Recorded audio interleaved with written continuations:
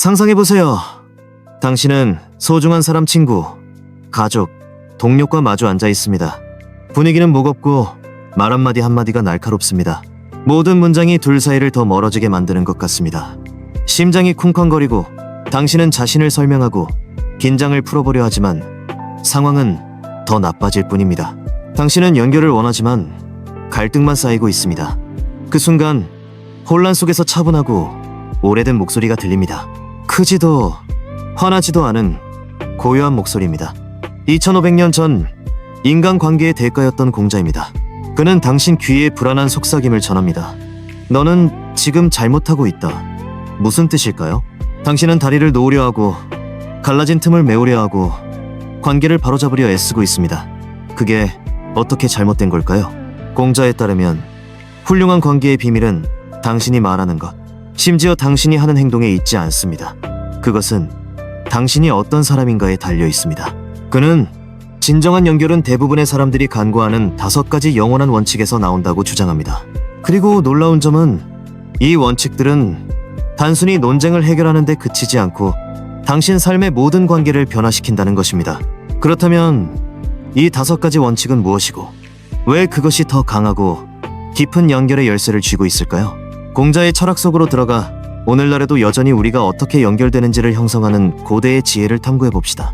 이것은 단순히 관계에 관한 이야기가 아닙니다. 이것은 권력, 영향력, 그리고 신뢰와 존중으로 둘러싸인 삶을 사는 방법에 관한 것입니다. 끝까지 함께 해주세요. 이 영상이 끝날 때 당신은 대화를 완전히 새로운 방식으로 바라보게 될 것입니다. 왜 관계는 무너질까요? 공자의 5가지 원칙을 알아보기 전에 더 어려운 질문을 던져봅시다. 친구, 가족, 동료와의 관계가 왜 무너지는 걸까요?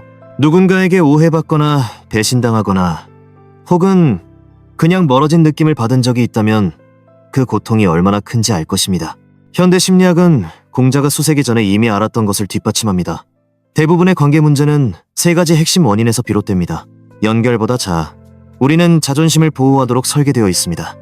누군가 우리와 의견이 다르거나 비판할 때 그것은 우리의 존재 자체에 대한 공격처럼 느껴집니다. 그래서 우리는 논쟁하고 방어하고 반격합니다. 연결하기 위해서가 아니라 이기기 위해서입니다. 익숙한가요? 신뢰의 부족. 신뢰가 무너지면 관계도 무너집니다. 깨진 약속, 부주의한 말, 심지어 오해 하나가 상대방의 의도를 의심하게 만듭니다. 신뢰가 없으면 모든 대화는 지뢰밭처럼 느껴집니다. 가치의 불일치. 어떤 사람은 당신을 바로 이해하는 반면 어떤 사람은 끊임없이 갈등을 일으키는 걸 느낀 적 있나요? 공자는 가치가 일치할 때 관계가 번영하고 그렇지 않을 때 흔들린다고 말했습니다. 공자는 이러한 문제를 실패가 아니라 기회로 보았습니다. 그의 철학은 인, 과, 예의 뿌리를 두고 있으며 갈등을 연결로 바꾸는 로드맵을 제시합니다. 더 나은 관계를 위한 그의 5가지 원칙은 단순한 규칙이 아닙니다. 그것은 신뢰, 존중, 조화를 여는 삶의 방식입니다. 하나씩 살펴봅시다. 원칙 1. 인을 실천하라. 인간다움으로 이끌어라. 상상해보세요. 동료와 열띤 토론 중입니다. 그들은 마감일을 놓친 책임을 당신에게 돌리고 당신은 변명으로 반격할 준비가 되어 있습니다. 하지만 잠시 멈춥니다. 방어 대신 이렇게 묻습니다. 무슨 일이야? 괜찮아? 갑자기 분위기가 바뀝니다. 그들은 마음을 열고 논쟁은 사라집니다. 이것이 공자의 첫 번째 원칙, 인입니다. 인은 종종 인간다움으로 번역되지만 단순한 친절 이상입니다. 다른 사람의 인간성을 보고 공감해서 행동하는 것입니다. 공자는 모든 관계가 이 질문에서 시작된다고 믿었습니다. 이 사람을 장애물이 아니라 인간으로 어떻게 대할 수 있을까? 왜 효과적인가? 현대 심리학은 공감이 갈등을 줄인다고 보여줍니다. 진정한 관심을 보이면 사람들은 방어를 낮춥니다. 2019년 이모션 저널의 연구에 따르면 논쟁에서 공감적 반응은 신뢰를 40% 높입니다. 실생활 사례로 넬슨 만델라를 생각해보세요. 남아프리카의 긴장된 화해 과정에서 그는 상대를 악마화하지 않았습니다. 대신 귀 기울이고 존중하며 그들의 두려움과 희망이 인간으로 대했습니다. 이 공감은 다른 이들이 벽만 보았던 곳에 다리를 놓았습니다. 적용해봅시다. 긴장된 순간에 멈추고 스스로 물어보세요. 지금 이 사람은 어떤 기분일까? 상대의 스트레스를 인정하는 간단한 행동이 힘들었겠다는 싸움을 대화로 바꿀 수 있습니다. 이는 부드러움이 아닙니다. 연결을 자아 위에 두는 강인함입니다. 하지만 공감만으로는 충분하지 않습니다.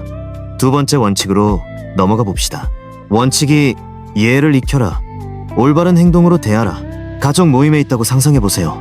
삼촌이 정치에 대해 열변을 토하고 당신은 그를 막고 싶습니다. 하지만 대신 고개를 끄덕이고 귀 기울이며 의견이 달라도 차분히 대응합니다. 분위기는 평화롭고 나중에 삼촌은 당신이 상황을 악화시키지 않았다며 고마워합니다. 이것이 공자의 원칙, 예입니다. 예는 상황에 맞게 존중과 품위를 갖추고 행동하는 것입니다. 가식적인 예의가 아니라 신뢰가 자랄 수 있는 환경을 만드는 것입니다. 왜 효과적인가? 예는 사회심리학의 규범 상호선 개념과 일치합니다. 당신이 존중하면 상대도 비슷하게 반응할 가능성이 높습니다.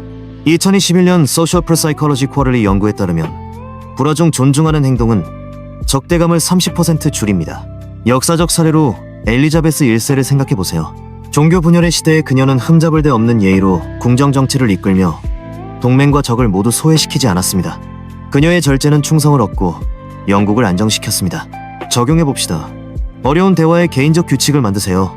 예, 절대 끊지 않기, 상대의 의견 공유에 감사 인사하기, 대답 전 심호흡하기. 이런 작은 예의 행동은 존중을 보여주고 갈등이 커지는 것을 막습니다. 예는 관계의 갑옷입니다. 혼란으로부터 당신을 보호하고 신뢰를 쌓습니다. 하지만 신뢰는 예의 이상을 요구합니다. 세 번째 원칙으로 들어가 봅시다. 원칙 3. 충을 키워라. 충실하고 믿음직하게. 누군가가 당신을 실망시켰던 때를 떠올려 보세요. 친구가 마지막 순간에 약속을 취소하거나 동료가 마감일을 놓쳤을 때. 아프죠? 그렇죠. 이제 당신이 전적으로 신뢰하는 사람을 생각해 보세요. 그들은 뭐가 다를까요? 그들은 나타납니다. 약속을 지킵니다. 이것이 공자의 원칙 충입니다. 충은 다른 사람이 의지할 수 있는 사람이 되는 것입니다. 큰 순간뿐 아니라 신뢰를 쌓는 일상 속 작은 약속에서도 그렇습니다. 왜 효과적인가? 신뢰성은 심리적 안정감을 만듭니다. 구글의 프로젝트 아리스토텔 연구에 따르면 일관된 행동으로 신뢰를 쌓은 팀은 20% 더 높은 성과를 냅니다. 개인 관계에서도 마찬가지입니다. 현대 사례로 오프라 윈프리를 보세요. 수십 년간의 커리어는 충청중, 게스트, 그리고 그녀가 지지하는 대의에 변함없는 헌신의 기반을 두고 있습니다. 그녀의 신뢰성은 그녀를 세계적인 신뢰의 상징으로 만들었습니다. 적용해봅시다. 작게 시작하세요. 친구에게 전화하겠다고 했으면 하세요. 동료를 돕겠다고 약속했으면 지키세요. 일주일 동안 약속을 추적하며 얼마나 지켰는지 확인하세요. 일관성이 충의 실천입니다. 충은 지인을 동맹으로 바꾸지만 충성에도 방향이 필요합니다. 네 번째 원칙으로 넘어가 봅시다. 원칙 4. 서를 받아들여라.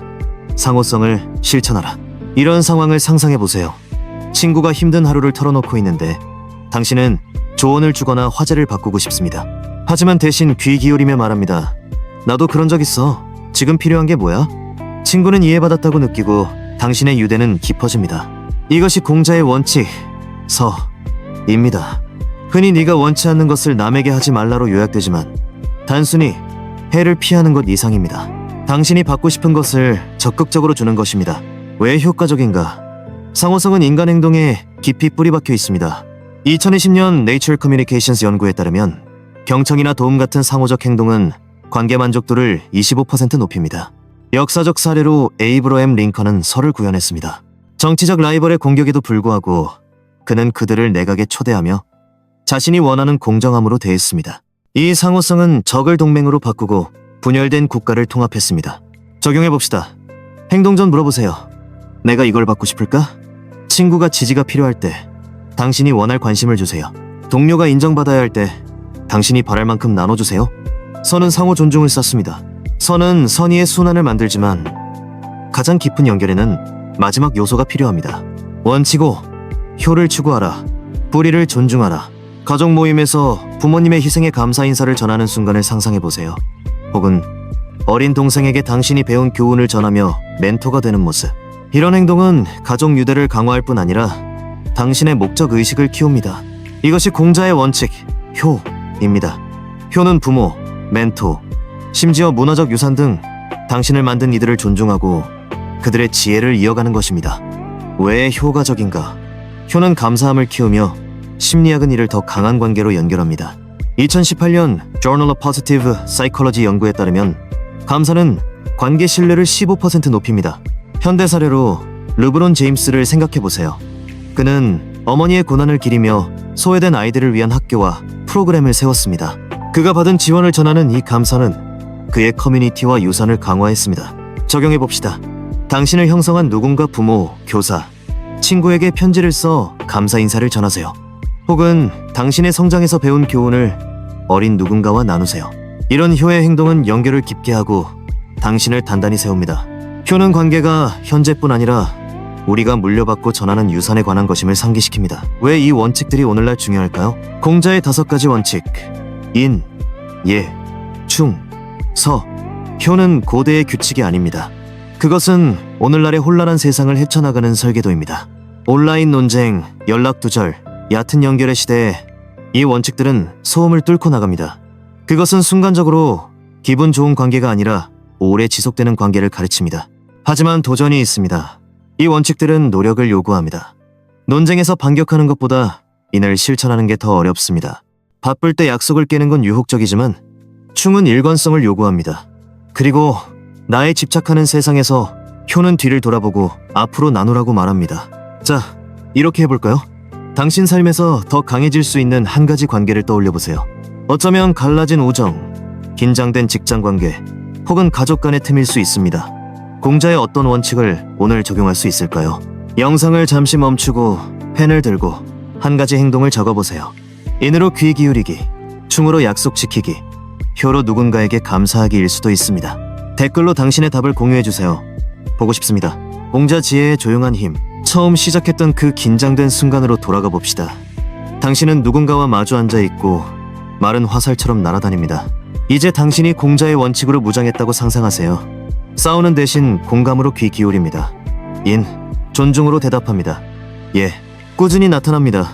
충, 당신이 받고 싶은 대로 대합니다. 수, 그리고 공유하는 더 깊은 가치를 기립니다. 쇼, 논쟁은 끝나는데 그치지 않습니다. 그것은 신뢰, 존중, 연결이라는 더 깊은 것으로 변합니다. 공자는 우리가 잊고 있는 것을 이해했습니다. 관계는 이기는 것이 아닙니다. 쌓는 것입니다. 그리고 공감, 존중, 충성으로 쌓는 사람은 진정한 힘을 가집니다. 지배하는 힘이 아니라 조화를 만드는 힘입니다. 자, 여기 도전입니다. 다음 대화에서 멈추세요. 스스로 물어보세요. 나는 반응하고 있나? 아니면 쌓고 있나? 공자의 한 가지 원칙을 골라 실천하세요. 진정한 연결은 시끄럽지 않습니다. 의도적입니다. 말하는 것이 아니라 당신이 어떤 사람인가에 달려 있습니다. 철학, 심리학, 그리고 멋진 삶의 기술에 대한 더 많은 통찰을 원하시나요? 구독 버튼을 누르고 알림 아이콘을 켜서 삶을 형성하는 아이디어에 대한 깊은 탐구를 절대 놓치지 마세요. 계속 연결되고 지혜롭게, 그리고 오래 지속되는 관계를 쌓아갑시다.